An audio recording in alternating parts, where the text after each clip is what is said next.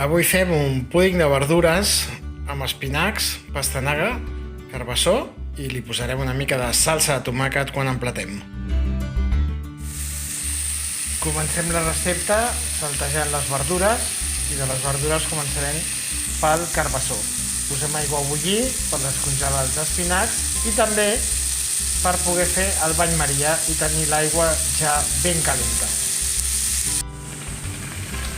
I després del carbassó saltegem la pastanaga fins que la tinguem en aquest punt. I ara anirem pels espinacs. I finalment saltegem els espinacs prèviament descongelats i bullits. Barregem les 3 verdures amb els ous i ara ho posarem dintre d'aquest motlle untat amb mantega.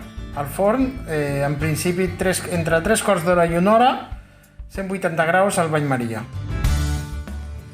Doncs com us dèiem, posem el bany Maria, o sigui una safata gran, plena d'aigua ben calenta, i a dintre hi posem aquesta altra safata més petita amb les verdures i l'ou.